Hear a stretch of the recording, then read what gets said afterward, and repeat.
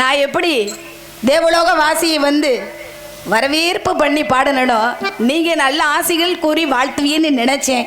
இருந்தாலும் எண்ணம் போல் வாழ்வு அப்படின்னு நீங்களே சொல்லிட்டீங்க.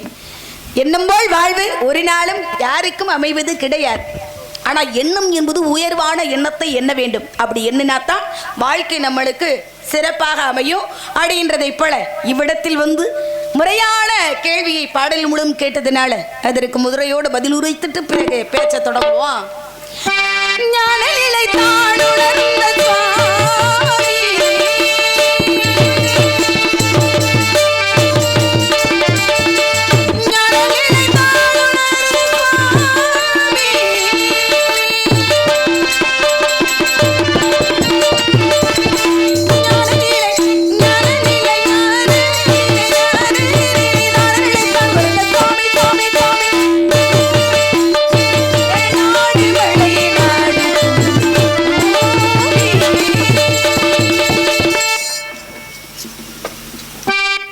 வாழ்த்த வேண்டும். எப்பவுமே வாழ்க வாழ்க என்று கத்தினா நம்மளை குழிக்குள்ள போட்டு கொல்ல போறான்னு அர்த்தம். இந்த வாழ்த்துவதை விட புத்திமதி சொல்வது, அறிவுரை சொல்வது, வாழ்த்துவதை குறைத்து கொண்டு நல்ல காரியம் செய்வது, இது உலகத்தில் நல்லது நடக்கும். ஏண்டா ராவணேஸ்வரன் வாழ்த்தக்கூடிய கூட்டம் கூட இருந்துச்சு. பெற்ற மகன் இந்திரஜித் எங்கள் அப்பா மாதிரி முடிய மாட்டேன். எப்படி எங்கள் அப்பா மாதிரி முடியுமா? இந்த உலகத்தை கட்டி ஆளக்கூடியவன், சிவனுக்கு இணையானவன், வாழ்த்தி பாடினான். கும்பகர்ணன் எங்கள் அன்னைகளுக்கு நிகர் இந்த உலகத்தில் எவனும் கிடையாது, வாழ்த்தினான். ஆனால் எல்லாரும் வாழ்த்துனாங்க, ஒருவன் மட்டும் புத்திமதி சொன்னான். யாரு? விபீஷணன். அண்ணா, அவன் ராமன் நல்லவன், நீங்கள் செல்லக்கூடிய பாதை சரியான பாதையில் என்று கூட பிறந்த தம்பி அண்ணனை குறை சொன்னான். அவன் வாழ்த்தவில்லை. இதாம வாழ்க்கை. வாழ்த்துவது என்பது எல்லா இடத்துலையும் வாழ்த்தக்கூடாது. சில விஷயங்கள் இருக்குது. எங்கள் அண்ணன் நல்லவன், எங்கள் அண்ணன் தம்பி நல்லவன், எங்கள் தாய் நல்லவன் என்று சொல்வதை விட அவர்கள் செய்த தவறை எவன் சொல்லி காமிக்கின்றானோ அவன் உயர்ந்தவன். அதனால் உங்களை குறை சொல்லி நான் வரல. அந்த வாழ்த்துவது என்பது என்ன? இந்த வாழ்த்துவதனை இடம்பொருள் எவன் நேரத்தை கருத்தில் கொண்டு வாழ்த்துவது வாழ்த்தாதது. அப்படியா? ஏண்டா பூமாட போரி இறைவனுக்கு பூவை போட அர்ச்சனை பண்ணுவதை விட 10 ரூபாய்க்கு விளக்கு போட்டு மனசார கண்ண முடி உட்காந்தாலும் அதில் பலன் கிடைக்கும். எப்படி பெரிய கும்பாபிஷேகம் பண்ணி அன்னதானம் போட்டு அது கும்பிட்றதை விட என்ன செய்யலாம்?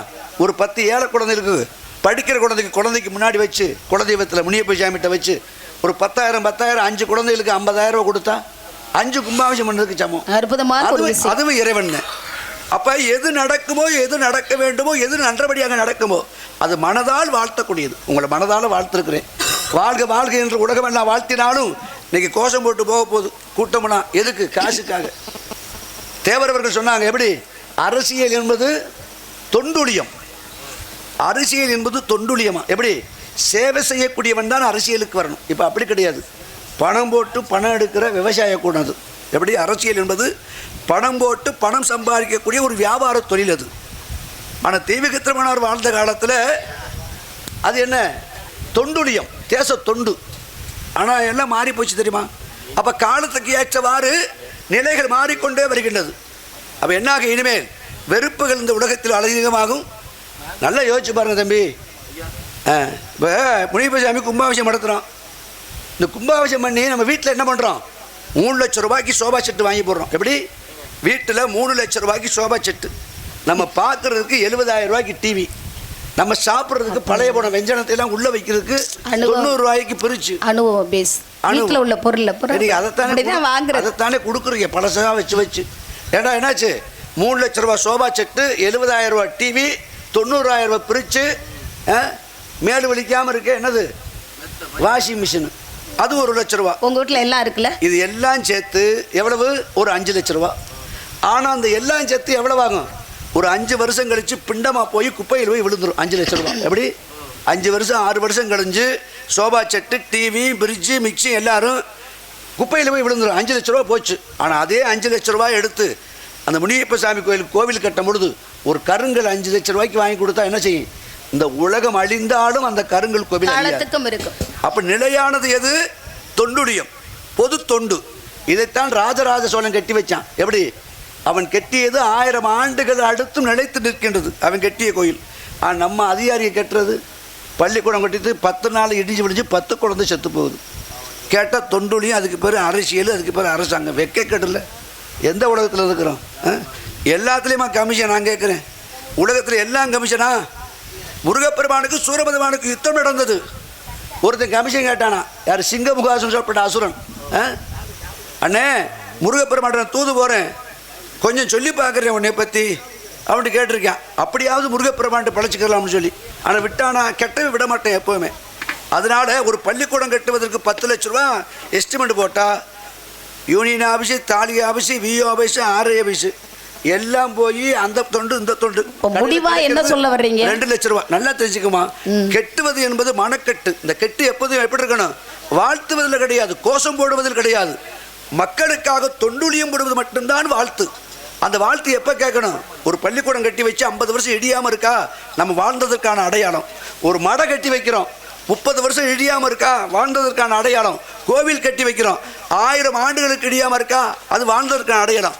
அப்போ வாழ்ந்ததற்கான அடையாளத்தை நம்ம தேடி செல்லணும். அப்படியா? அதே போல் இந்த இடத்துல உங்களுக்கு நிலைச்சு நிற்க வைக்கணுங்கிற ஒரு எண்ணத்தோட நான் வந்திருக்கேன். என்ன எண்ணத்தை நிலைச்சு நிற்கணும்னு வந்திருக்கீங்க தங்கச்சி? ஏன்னா இப்போ நடக்கக்கூடிய நிகழ்வு நீங்கள் சொல்கிறீங்க, வள்ளி பொண்ணு அப்படின்ற கதையின் சாராம்சத்தைப்படி நான் கலியுகம் ஆரம்பத்தில் நின்றுட்டு இருக்கேன்.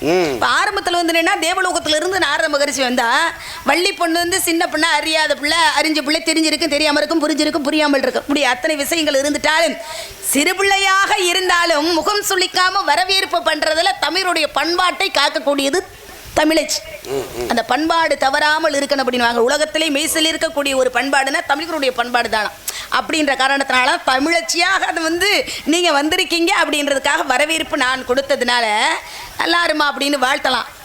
ஏன் வாழ்த்துறது? சாதாரண மனிதர்கள் வாசகத்தால் வாழ்த்தலாம். ஆனால் பாட்டுக்கு நாரதன் யாரையாவது சொல்லியிருக்காங்களா? இந்த உலகத்தில் உள்ள வேற யாருமே பாட்டுக்கு வள்ளின்னு சொல்லியிருக்காங்களா? இல்லை பாட்டுக்கு முருகன் அப்படின்னு சொல்லியிருக்காங்களா? பாட்டுக்கு நாரதன் அப்படின்னு சொல்லியிருக்காங்கன்னா அவளை அற்புதமாக பாடக்கூடியவர் நீங்கள் தான். அப்படின்னால உங்களுடைய இனிமையான அந்த குரலில் நீங்கள் வாழ்த்தி பாடுவேன் அப்படின்னு கேட்டீங்கன்னா, வாழ்த்துறதுலாம் பொய்யான ஒரு வாழ்த்து அப்படின்னு சொல்லி அற்புதமாக தன்னுடைய சகோதரர்களை பார்த்து வாழ்த்தினார்கள். அதெல்லாம் வாழ்த்து கிடையாது, புத்திமதி என்பதை கூறினான் விபீஷணனாகப்பட்டவன். ஆனால் புத்திமதி சொல்கிறத யாரும் கேட்கறதில்ல. ஒரு விஷயம் தெரியுமா, காசு இல்லாம உபதேசம் பண்றது இந்த புத்திமதி மட்டும்தான். எல்லாருக்கும் எல்லாரும் உபதேசம் பண்ணிடலாம். ஆனா ஒரு விஷயம், முதல்ல நம்ம சரியா இருக்கணும். புத்திமதி சொல்றவங்க நீ சரியா இருக்கையா அப்படின்னு அடுத்தவங்களை நம்ம ஒரு விரலை காட்டும் பொழுது நம்மளே கேள்வி கேட்கணும். 3 விரல் நீ முதல்ல சரியா இருக்கியா, ஒழுங்கா இருக்கியா அப்படின்னு சொல்லி 3 விரல்கள் நம்மளை நோக்கி கேள்வி கேட்குமா. அப்போ ஊருக்கு உபதேசம் என்பது ஒரு நாளும் பண்ணக்கூடாது. முதல்ல நம்ம சரியா இருக்கணுங்க. அப்படி சரியா இருந்தா தான் பிறருக்கு உபதேசம் பண்ண முடியும். நம்மளே சரியில்லாமல் ஊருக்கு உபதேசம் பண்ணிட்டு நான் கோயிலை கட்டுறேன், கும்பாபிஷேகம் பண்றேன், நான் வீட்டில் மெத்த வாங்கி போட்டேன், பிரிட்ஜ் வாங்கி போட்டேன், வாஷிங், இதெல்லாம் தேவையா? நாரதுனா வள்ளி பொண்ணை வாழ்த்தினம்மா, எதுக்குமா அப்பா பேர் என்ன, அம்மா பேர் என்ன, எதுக்காக இந்த இடத்துல நின்றுட்டு இருக்கேன்னு ஒரு நியாயமான கேள்வி. இல்லைம்மா இப்படி சம்பந்தமே இல்லாமல் என்ன உங்கள் பழக்க தோசமாங்க. நல்லா தான் நாரதர் மகிழ்ச்சி வந்தீங்க, நல்ல ஒரு அற்புதமான ஒரு விஷயத்தை சொன்னீங்க. ஏன்னா எத்தனையோ கோவில் குளங்களுக்கு நம்ம செலவழிக்கிறதுக்காண்டி ஏழை பிள்ளைகளுக்கு உதவுனோம்னா அதில் பெருமை இருக்கிறது. கோயில் எதுக்கு, கும்பாபிஷேகம் எதுக்கு பண்ணணும் அப்படின்னீங்க.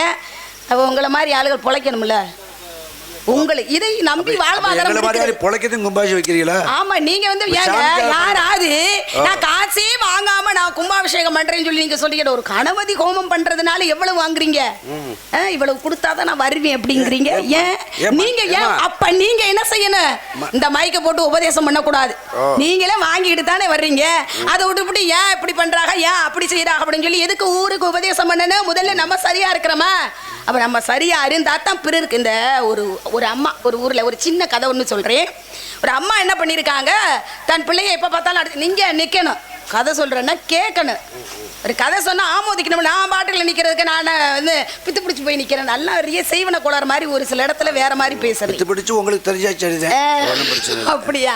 அந்த மாதிரி இந்த அம்மா என்ன செய்யிருக்காங்க, பிள்ளைய திட்டிகிட்டே இருந்திருக்காங்க. பக்கத்து வீட்டு அம்மா கேட்டிருக்கு, ஏமா எப்போ பார்த்தாலும் திட்டுற, நான் சொல்கிறதே கேட்க மாட்டேங்கிறான் அப்படின்னு. புதுசாக நம்ம ஊரில் ஒரு சுவாமி வந்திருக்காங்க. புதுசா அது சரி. அவர் வந்து எப்பயுமே நல்ல உபதேசம் பண்றவர், நல்ல ஞான நிலையில இருக்கிறவர். அவர்கிட்ட போய் உன் பிள்ளைய கூட்டிட்டு போ, அவர் என்ன சொன்னாலும் யாருனாலும் வந்து கேட்பாங்க. சின்ன பிள்ளை தானே, கூட்டிட்டு போய் கேளுமா அப்படின்னவும், சரிம்மா நீங்க சொல்றீங்கன்னு சொல்லி அந்த அம்மா வந்து அந்த பிள்ளைய கூட்டிட்டு அந்த ஆத்தாள்கிட்ட போய் அந்த சுவாமி கிட்ட போய் வாங்கல் சுவாமி சொல்லி வணங்குது. வாரமா என்னம்மா விஷயம் சொல்லி சுவாமியும் கேட்குறாங்க. அப்போ அவர் சொல்லியிருக்காங்க, எப்போ பார்த்தாலும் நான் சொல்றதே கேட்க மாட்டேன்றான், சேட்டை பண்றான். என்ன சேட்டை பண்ண? குழந்தைன்னா சேட்டை பண்ணணும், அதுதான் குழந்தை. சேட்டையா பண்ணாம உம்முடு இருந்தா வியாதி இருக்குன்னு, நோய் இருக்குன்னு அர்த்தம். குழந்தைகள் வந்து சேட்டை பண்ணணும். அப்போ 95 வயசுலையா போய் சேட்டை பண்ண முடியுமா? சின்ன பிள்ளைகள்ல தான் வந்து, ஏன்னா ஓரெட்டில் ஆடாத விளையாட்டு அப்படின்னு இருக்காங்க. அப்போ 8 வயசுல சேட்டை பண்ணாதான் குழந்தை. அப்போ என்ன பண்ணுறான்? எப்போ பார்த்தாலும் இனிப்பு தின்னுட்டே இருக்கான், சொல்கிறதே கேட்குறான்ல. சாப்பிட்டா இனிப்பு சாப்பிட்டா பல்லெல்லாம் சொத்தி ஆவரும் நானும் சொல்கிறேன், கிளிப்பிள்ளைக்கு சொல்கிற மாதிரி சொல்கிறேன், ஆனால் அவன் கேட்க மாட்டேங்கிறான் அப்படின்னு சொல்லவும், அப்படியாம்மா இனிப்பு தானே சாப்பிட்ற, கொண்டு போய் நீ என்ன செய்கிற, ஒரு வாரம் 7 நாள் கழித்துட்டு என்னை வந்து பாருமான்னு சொல்லிட்டாரு. அந்த அம்மாவும் வந்து அழைச்சிட்டு போயிட்டாங்க. 7 நாள் முடிஞ்சு மறுபடியும் அந்த சுவாமிகிட்ட வர்றாங்க.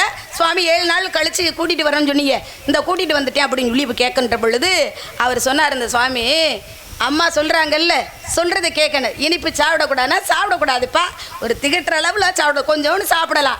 ஏன் அம்மா சொல்கிறது? அப்பா வந்து என்றைக்குமே நல்லது தான் சொல்லுவாங்கன்னு இந்த சாமி சொல்ல இந்த அம்மாளுக்கு ரொம்ப வந்து கோபம் வந்துருச்சு.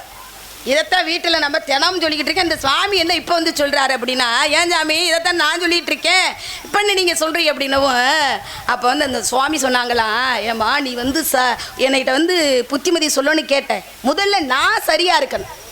ஒரு குழந்தையாக இருந்தாலும் அந்த குழந்தைக்கு அறிவுரை சொல்கின்ற பொழுது நான் சரியா இருந்தால் பிறருக்கு வந்து உபதேசம் பண்ண முடியும். நீங்கள் வந்து சொல்லும் பொழுது எனக்கே அந்த பழக்கம் இருந்துச்சு. அந்த சுவாமி சொன்னாங்களா, எனக்கே இனிப்பு திங்கிற பழக்கம் இருந்துச்சு. இந்த இனிப்பை நிறுத்துறதுக்கு 7 நாள் ஆயிடுச்சு. நான் இனிப்பே இப்போ சாப்பிட்றதில்ல, கொஞ்சம் கொஞ்சமாக நிறுத்தி 7 நாள் கழிச்சுட்டு எனக்கு இனிப்பு சாப்பிட்ற பழக்கம் என்பது இல்லை. இப்போ தான் வந்து புத்திமதி சொல்கிறதுக்கும் எனக்கும் தகுதி இருக்கிறது அப்படின்னு சொல்லி அந்த சுவாமிகள் சொன்னாங்களா. அந்த சுவாமி யாரு, வேற யாரும் தெரியல, ரமண மகரிஷி தான் அப்படி ஒரு விஷயத்தை சொல்லியிருக்காரு. அப்போ உபதேசம் பண்ணுறதாக இருந்தாலும் புத்திமதி முதல்ல வந்து சொன்னாலும் 1000 பேருக்கு அறிவுரை சொல்லலாம். முதல்ல நம்ம சரியா இருந்தா தான் பிறருக்கு வந்து உபதேசம் பண்ணணும். இல்லாமல் காசு இல்லாமல் எல்லாருக்கும் தான் புத்திமதி சொல்லிக்கிட்டே இருக்காங்க. யார் கேட்கறது? இப்படி நடத்துக்கு காலத்துக்கு ஏத்தாப்புல எல்லாமே நம்ம மாறிக்கொண்டு இருக்கிறோம். காலம் என்றைக்கும் வந்து மாறாமல் இருக்கிறது. மனுஷன் மாறிக்கொண்டே இருக்கிறான், மாற்றம் ஒன்றதே மாறாதது அப்படின்னு இருக்காங்க. அந்த மாதிரி இந்த இடத்துல வந்து வாழ்த்து பாடணும். அதை விட்டு வள்ளி திருமண நாடகத்தில் வந்து வேற மாதிரி நமத்த முடியுமா? எத்தனை ஆண்டாண்டு காலமாக வள்ளி திருமண நாடகங்கள், கதை நாடகங்கள் நிறைய நடந்துட்டு இருக்கு. வந்து நாரதர் மகரிஷி வந்து சபதம் பண்ணிட்டு, நாரதர் சபதம் கூட இருக்குது. ஆனால் வள்ளி திருமணத்தின் சாராம்சம் என்ன? வள்ளி வரணும், காவல் காக்கணும், நீங்கள் வந்து பார்க்கணும், அந்த விஷயத்தை கேட்கணும், முருகன்கிட்ட போய் சொல்லணும். காலையில் வள்ளி திருமண நாடகம், வள்ளிக்கும் முருகனுக்கும் வந்து திருக்கல்யாணம் நடக்கணும். இதுதான் கதையின் சாராம்சம். இதை மாற்ற முடியுமா? யாரால மாற்ற முடியாது. அந்த மாதிரி காலம் மாறிடுச்சு, நம்மளும் மாறிக்கொண்டே இருக்கணும். எது காலத்தை வந்து குறை சொல்லணும்? மனுஷன்தான் மாறிக்கிட்டே இருக்கிறான். அடிக்கிற காற்று அடிக்காமல் இருக்கிறா, பெய்கிற மழை பெய்யாமல் இருக்கிறதா? அதே மாதிரி வெயில் காலம் வெயில் அடிக்க கொண்டு தான் இருக்கிறது. ஒவ்வொரு காலமும் ஒவ்வொன்று வந்து நடந்து கொண்டே இருக்கிறது. நம்ம தான் மாறிக்கிட்டே இருக்கோம். இந்த கும்பாபிஷேகம் இந்த நடத்துறது, இந்த ஊருக்கு உபதேசம் பண்ணுறது, அதெல்லாம் நீங்கள் கும்பாபிஷேகம் பண்ணிக்கின்ற பொழுது நடத்துங்க. வள்ளி வந்தேன்னா வள்ளிக்கிட்ட என்ன பேசணுமோ அது மாதிரி பேசுங்க. வாழ்த்துறது முடியாதுன்னா ஏன் வாழ்த்த முடியாது? வள்ளியை வாழ்த்துறதுக்கு தகுதி இல்லாத பண்ணா வாழ்த்தணுமுங்க, பாடணுமுங்க. அப்படிலாம் கெஞ்ச மாட்டேன். உங்களை பார்த்து நான் கெஞ்சறதுக்கு ஆள் இல்லை. நீங்கள் என்ன பேசுறீங்களா?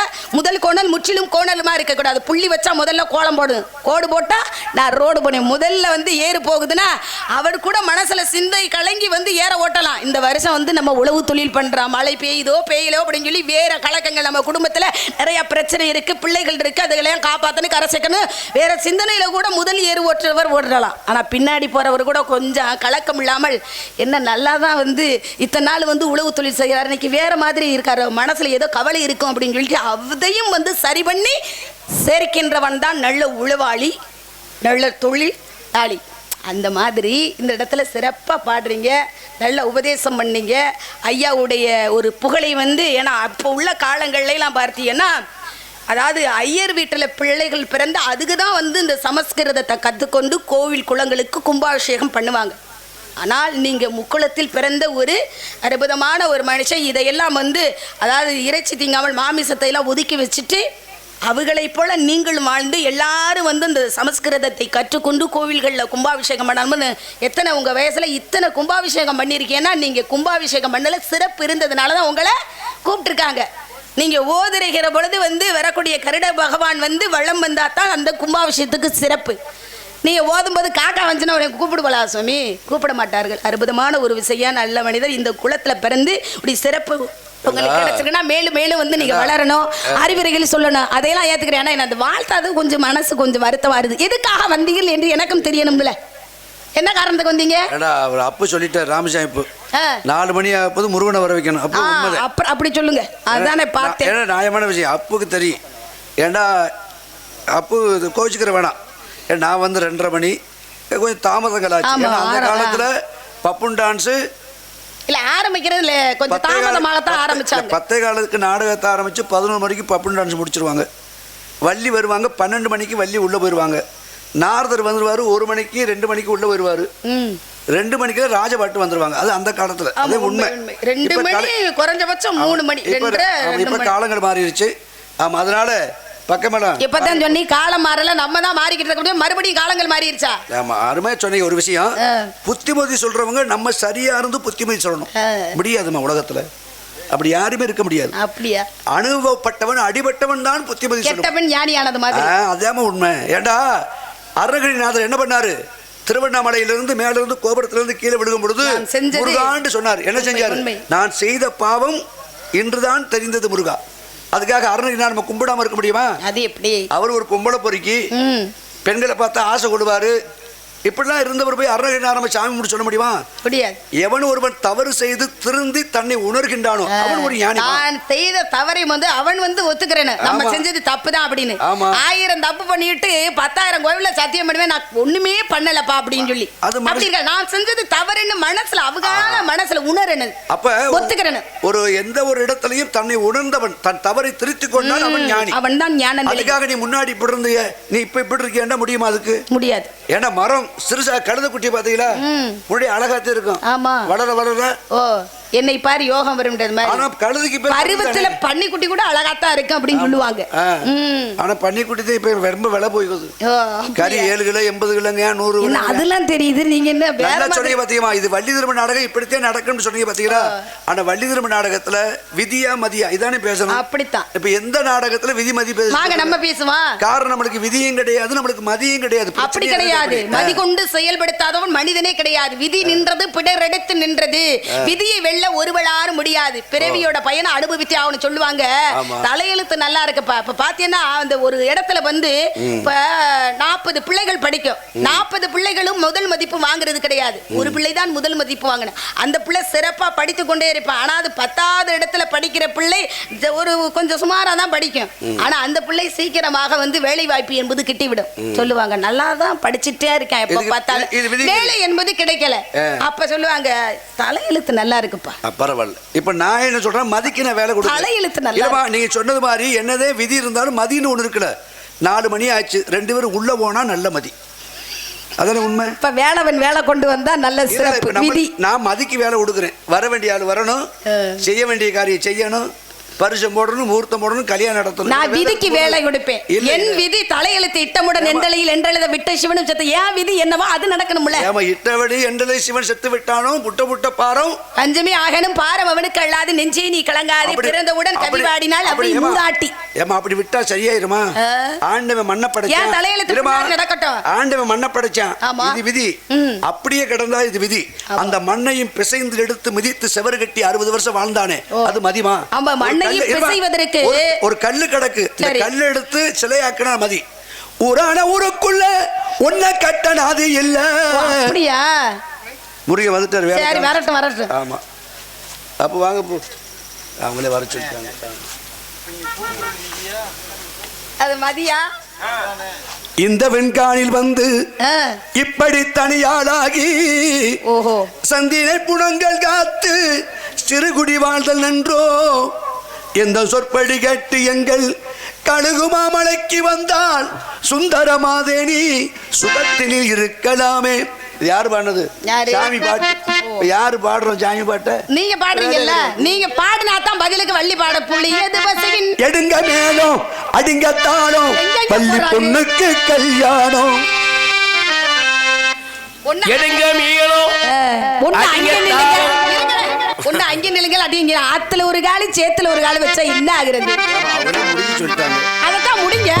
சாணியை விட்டு எரியமன்னு உள்ள ஒண்ணு நான் பாக்குறேன். நீ எரி வாங்கிட்டே போக முடியாது, நான் மாத்த முடியுமா?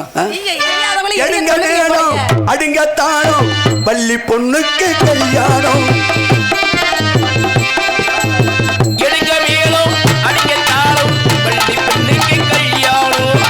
ஆடுது ஆட்டம் பாடுது பாட்டம் இப்பத்தானே ஓடுது ஓட்டம் பள்ளி பொண்ணுக்கு கல்யாணம். பள்ளி பொண்ணுக்கு கல்யாணம்.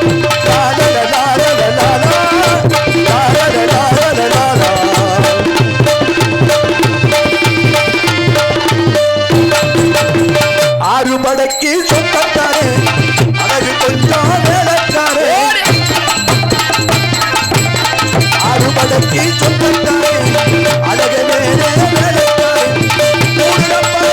உண்மையை கேளு உனக்கு எல்லாம் புருஷன்தாமா.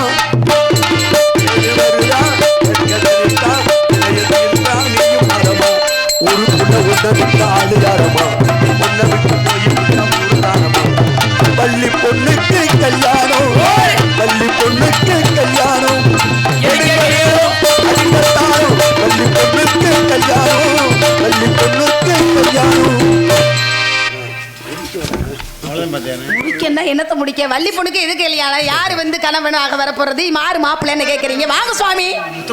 முருகனை தானே பாத்துட்டு இருந்தீங்க. முருகன் பிடிக்கல. ஏன் பிடிக்கல? மதியால பாத்துட்டு இருந்தீங்களா விதி பிரகாரம் பாத்துட்டு இருந்தீங்களா? ரெண்டு சேர்த்து பாட்டு. அப்படி கிடையாது. எனக்கு வந்து விதி பிரகாரம் தானே நீங்க பாத்துட்டு இருந்தீங்க. கட்டுவேமா? எதை? முருகப்பெருமான் கட்டுவேன். என்னமோ வந்து கருது கட்டுறது மாதிரி கட்டுவேமான்னா எதை கட்டுவேன்? கட்டுனேன்னா நான் வெட்டுவோம்ல. பாட்டு பாடணுமா? நான் பாட மாட்டேன். ஏன்னா வாழ்த்து பாடுறதுக்கே நீங்க மறுப்பு பாட்டு பாடுற நான் எப்படி பாட தேவையா? நீங்க 1000 பாட்டு பாடணும், நான் பாட்டே பாட மாட்டேன். முனியாண்டி சம்பளமே வேணாம், விடுங்கடா ஆளை போற விட. ஏன்டா போட்டுக்கிட்டு வர சொல்ல? யார வர சொல்ல? வருமே அப்ப கொஞ்ச நேரத்துல. கந்தன் கடம்பன் எதுக்கு இங்க வர? வெட்டித்தனமா எதுக்கு இங்க வர? வேலை முடிச்சுக்கிட்டு நீ என்ன தெரியுமா தான் கேக்குறேன். என்ன சீரட் இருக்காமா? ஒரு மாதிரி தக்கிட்டமா என்ன சொல்ல?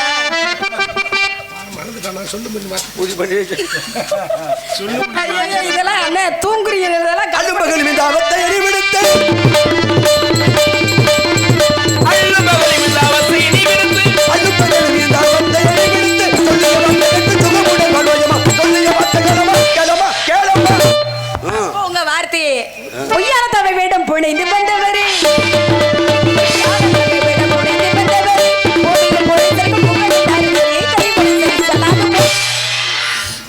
அவ்வளவுதான் இந்த பாட்டுக்கு பதில் பாட்டு. என்னமா நீங்க சுவாமி? என்ன சுவாமி நீங்க? நீங்க பாடினா மறுப்பு பாட்டு இதுதான், வேற பாட்டு தப்பா இல்ல. மறுமையிலே இங்க நான் வந்து இவர் பாடுனா மறுப்பு பாட்டு இதுதான், நான் தப்பா பாடுன இவர் சொல்லாரு. நான் பாட்டு பாடுனா நீ அம்மா வேற பாட்டு பாடுற கேட்க மாட்டாங்க. இந்தவன் காணில் வந்து இப்படி தனியாளாகி சந்தன குணங்கள் காத்து சிறுகுடு வாழ்ந்து நண்டோ எந்த சொல் படிக்கட்டு எங்க கழுகு அதை பாடிக்கிட்டு இருக்கையில அப்புறம் வள்ளி பொண்ணுக்கு கல்யாணம். குடியது பசுவின் தோலை போத்தி முன் திருவதி பொண்ணு எங்களுக்கு தெரியும். என்ன குட்டி கூடு பதங்களுக்கு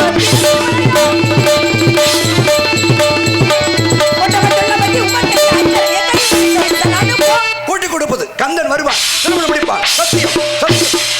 பேசாம ஓடி ஜலோ ஜலோ பண்டுறங்க கோயிந்தா கோபாலா. எனக்கு மனசு சரியில்லை, நான்லாம் குலதெய்வத்தை மாத்த மாட்டேன். முருகா சண்முகா கந்தா கடம்பா கதிரி வேளா இனியாவது உன் கரணங்களும் தரிசனம் மேல் படை செய்வாய் செந்தில் வெடி வேளா.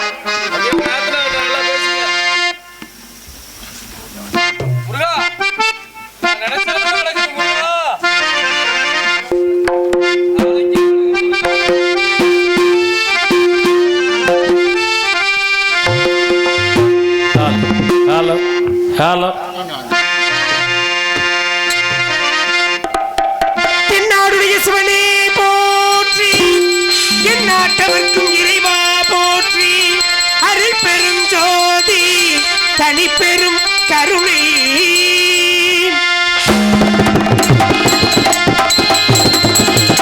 சம்போ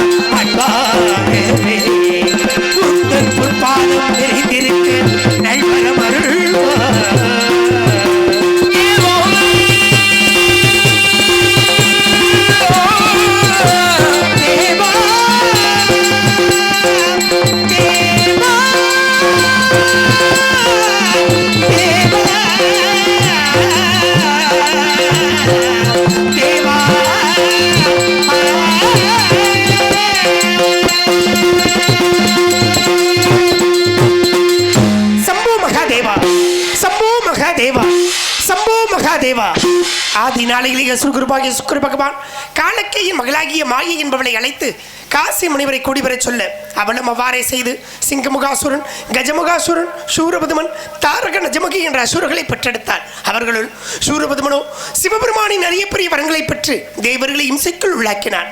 இதை தாங்காத தேவர்கள் என் தந்தையாகிய சிவபெருமானிடம் சென்று முறையிட என் தந்தை சிவபெருமான் வரமளித்த நானே அவர்களை அழிப்பது நல்ல முறை அல்ல என்று சொல்ல, அப்படியானால் தங்களின் என்பால் நிகர்க்க ஒரு குமரனை தந்தரல வேண்டும் என்று சொல்ல என் தந்தையின் நெற்றிக்கண்ணிலிருந்து 6 தீப்பழம்புகளாக வெளிவந்து அருபமும் உருவமாகி அனாதையாய் பலவாய் ஒன்றாய் பிரம்மமாய் நின்ற ஜோதி பிளம்பதொரு மேனியாக கருணைக்குள் முகங்கள் 6 கரங்கள் 12 கொண்டு ஒரு திரு முருகனாங்கே உலகம் முதித்தனன் வைக்கினங்க அடியன அவதரித்தேன். 6 கார்த்திகை பெண்களால் பாலூட்டி வளர்க்கப்பட்டதால் கார்த்திகேயன் என்றும் தேவர்களின் துயர் தீர்க்க அவதரித்ததால் தேவ சேனாதிபதி என்று பெயர் பெற்று சூரபதுமனை இருவராக பிளந்து ஒருவர் மயில் வாகனமாகவும் மற்றொருவரும் சேவல் கொடியாகவும் ஏற்று இந்த கலிகாசனத்தில் வீற்றிருக்கிறேன். அப்படி இருக்க கானப்பிரியர் கழகப்பிரியர் வீணாகான பிரியர் இசைமா முனிவரின் இனிய கானம் ஒன்று கேட்கின்றதே. யானை வரும் பின்னே மணி ஓசை வரும் முன்னே என்பதற்கு நிகராக இவரது கானங்கள் என் செவிகளுக்கு எட்டிய வண்ணம் இருக்கின்றன. காத்திருப்போம் மன்னவருக்காக.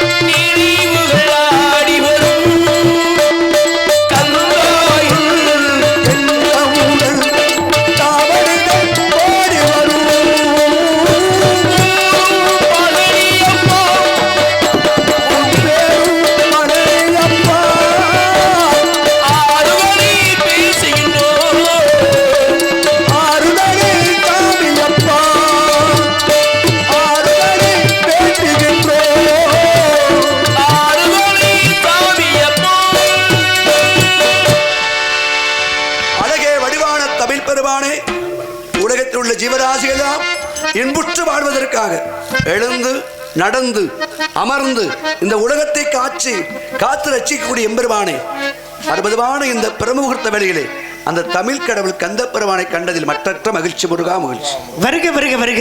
நான் முகன் மைந்தரே, நற்றமிழ் புலவரே, 3 லோகங்களுக்கும் சென்று கவிபாடும் வல்லமை மிக்க வீணாகன பிரியரே, தங்களை கண்டவுடன் நமக்கு பெருமகிழ்ச்சி. மகிழ்ச்சியின் மகிழ்ச்சி. இன்றைய வருகையிலே அற்புதமான ஒரு நிகழ்ச்சி இருப்பினும் தாங்கள் வாய்மொழியால் கூற என் செவியால் கேட்க வேண்டும் என்ற அவா இருந்த போதிலும் தங்களுக்கு வரவேற்பு அளித்து அதன் பிறகு தாங்கள் வந்த நோக்கத்தை அறிந்து கொள்ள வேண்டும் என்பதற்காக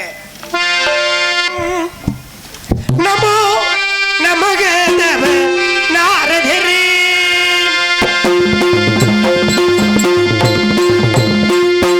நமோ நமகே தேவே நாரதரே. நாட்டின் நிலவீசி பாட்டின் பிரிகிறே. நமோ நமக நம நாரதரே.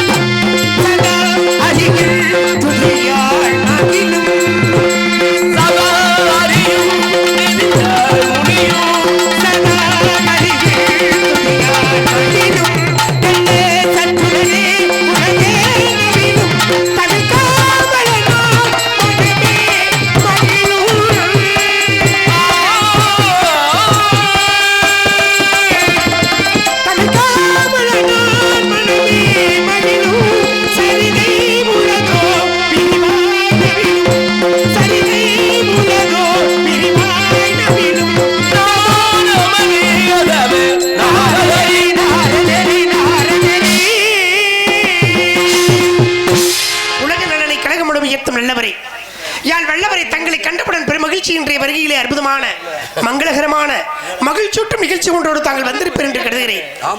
அப்படி இருப்பினும் வருகின்ற மார்க்கத்தில் அற்புதமான கனி ஒன்று கண்டேன் பெருமானே. என்ன கனியா?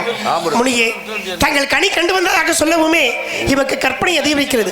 ஏனென்றால் முன்பு ஒரு கனியை கொண்டு வந்த கையிலையில் தாங்கள் நடத்திய நாடகத்தினால் அன்று கிடைத்தது பழனி என்ற ஒரு படை வீடு கட்டியது. அப்படி இருக்க அன்று தாங்கள் கொண்டு வந்த கனியினால் கிடைத்தது பழனி, இன்று கண்டு வந்த கனியினால் கடியின் பெருமையை சொன்னால் எடுத்திய மகளே கந்த பெருமானுக்கும் மனம் உருகிவிடும். அப்படியா? கற்பனை என்றாலும் கற்சிலை என்றாலும் கற்பனைக்கு எட்டாத கனி முருகா. அந்த 4.5 பீம்பலாசில பார்க்கும்போது முருகா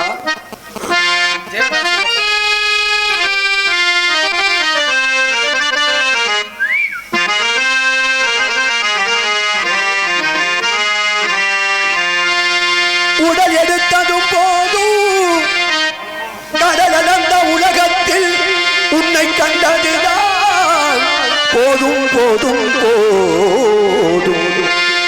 உடல் எடுத்தது போதும் உலகத்திலே உன்னை கண்டதுதான் போதும் போதும் உடல் எடுத்ததும் போதும் கடலந்த உலகத்தில் உன்னை கண்டதுதான் போதும் போதும் போதும். விடலை பருவத்தில் நான் மெஞ்ஞானம் கண்டது போதும் மெஞ்ஞானம் பார்ப்பதற்கு உஞ்ஞானம் வேண்டும் வேண்டும் வேண்டும். பன்னிரு விழிகளிலே பறிவுடன் ஒரு விழியால் என்னை நீ பார்த்தாலே போதும் வாழ்வில் இடரீது வராது எப்போதும் வாழ்வில் இடரீது வராது எப்போதும் சண்முகம் பன்னிரு விழிகளிலே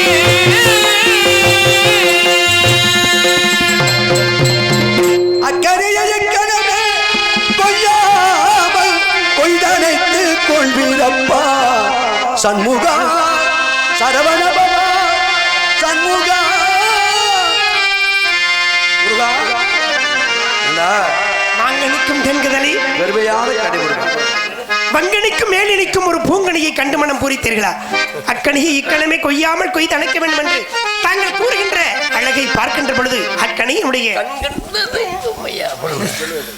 இங்கே முருகனாக நடித்துக் கொண்டிருக்கும் மரியாதைக்குரிய அன்பு மாமா தேத்தாங்குளத்தைச் சேர்ந்த ரவிதரன் அவர்களுக்கு கிராமத்தின் சார்பாக மாலை அணிவித்து கௌரவப்படுத்தப்படுகிறது.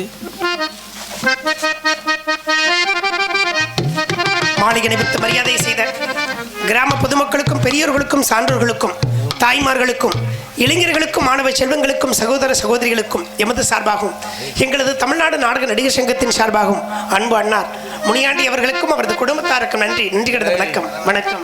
என்றாலும் கூட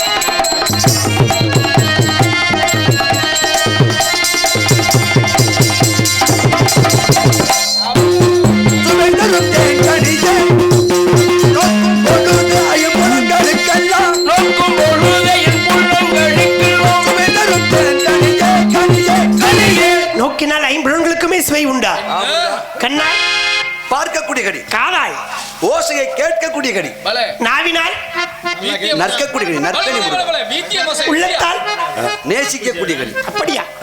ஐந்திற்கும் தெரிகின்ற பொழுது இந்த பறவை இனங்கள் மட்டும் பறந்தோட காரணம் என்ன? பட்சிகள் கைதாய நேரம் மதி பற்றி பட்சிகள் கைதாய் முடியே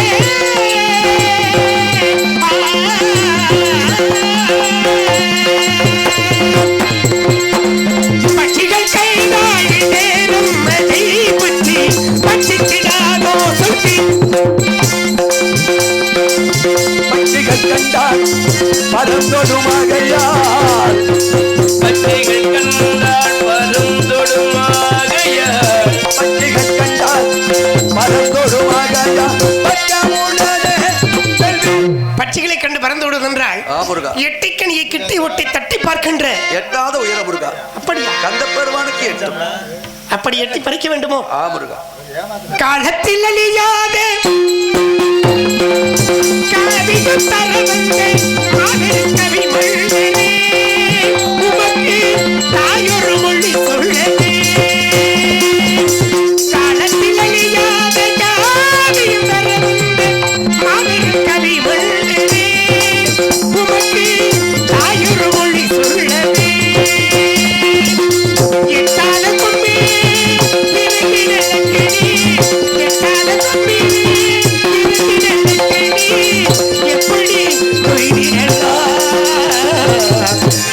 காதலை எப்படி கொய்திடலாம் கொய்திடலாம் கொய்திடலாம் வெட்டும் பழிக்குது பொம்புடனை பட்டு. முருகா, எட்டு படித்திரு கொம்புளதை பட்டி வெட்டும் பழிக்குது பொம்புடனை பட்டு. ஏறி பறித்திடலாம் பறித்திடலாம் பறித்திடலாம். 8 மணிக்கு 2 கொம்புகள் ஏறி பறிக்கலாம். ஆ முருகா. இவற்றை பார்க்கின்ற பொழுது கண்டு வந்தது கனியா சுந்தரவள்ளி சுதந்திரமாக இருக்கின்றார். அன்னவனை ஏண்டா சரவணா, முருகப்பெருமான் என்றால் அழகு, ஆமா அழகு என்றால் இளமை, இளமை என்றால் தமிழ்.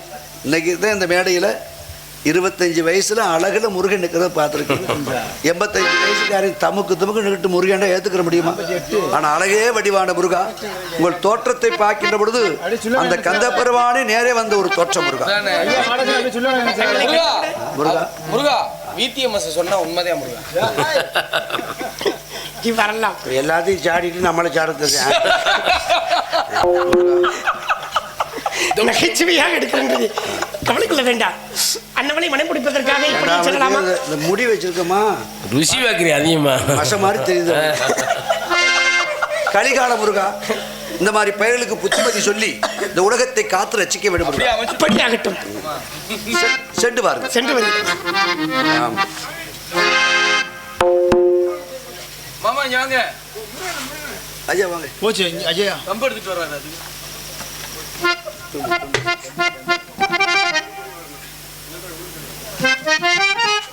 கீழராமனைச் சேர்ந்த அப்போ ராமசாமி அப்பவர்கள் சார்பாக முருகனாக வேடந்தாக்கி நடக்கும் அன்புக்குரிய தம்பி ரவிதரன் அவர்களுக்கு ராமசாமி அப்போ அவர்கள் சார்பாக இந்த பொன்னாடை அணிவித்து பெருமைப்படுத்தப்படுகிறது. நம்ம நாடகத்தில் வந்து சத்திய பாரதிக்கு வந்தார்ல, நீங்க 2 பேரும் தானே? 25 வருஷம் இல்லையா? 7 வருஷம் ஆச்சு. 7 வருஷம். அதே ரவீந்திரனை பார்த்ததுனால தான் நான் எழுதி கொடுத்தா உங்களுக்கு 2 பேரும் போட்டு கண்டுபிடிச்சு முடிச்சியா? 48 வயசு ஆயிடுச்சு ஐயா. அவங்க 2 பேரும் நீங்க இப்படி நீங்களே ராமசாமி பொன்னாடை அணிவித்து புகழாரம் சூடிய கீழராமநதி கீழராமன்பட்டி கீழராமநதி கீழராமநதி கீழராமநதி ராமசாமி அன்பு அப்பா அவர்கள் எமக்காக பொன்னாடை அணிவித்து புகழாரம் சூடிய அவருக்கும் அவரது குடும்பத்தாருக்கும், ஏனென்றால் பெரியோர்களின் ஆசை எப்போதும் இந்த சின்னஞ்சிறு கலைஞர்களுக்கு வேண்டும் என்பதை இவரையில் இருந்தாலும் கூட நன்றி கிடந்த வணக்கம் வணக்கம். தெய்வீக திருமகனை தேடுதம்மா தேடுதம்மா, இதயம் இருட்டினிலே கிடந்து வாடுதம்மா, இருட்டினிலே கிடந்து வாடுதம்மா. தெய்வீக திருமகனை தேடுதம்மா தேடுதம்மா, இதயம்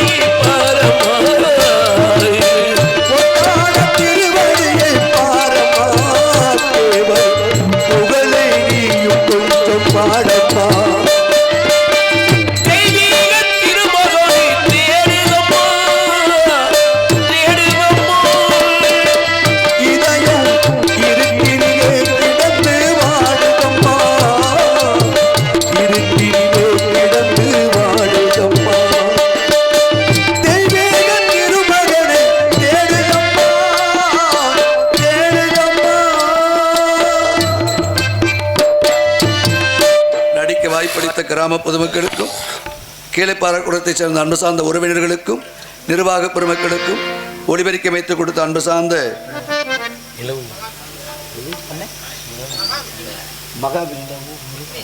மகா விக்னேஷ் அவர்களுக்கும் அன்பு சார்ந்த வைகை தென்றல் தானையா வைகை தென்றல் அன்பு சார்ந்த தம்பி அவர்களுக்கும் என சார்பாக குடும்பத்தின் சார்பாக நன்றி என்கிற வணக்கம்.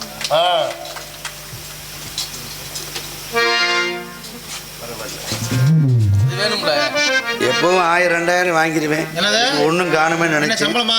பரவாயில்ல. இந்த 100 ரூபாய் 1 லட்சத்துக்கு சமம். இல்லை பெண்கள் உட்காந்து இவ்வளவு நேரம் உட்காந்து நாடகம் பார்க்குறோன்னா நம்ம பையன் வேறு பையன். ஞாபகத்துல லட்சத்திலே அன்பு சார்ந்த உள்ளங்களுக்கு மனமார்ந்த நன்றி கலந்த வணக்கம்.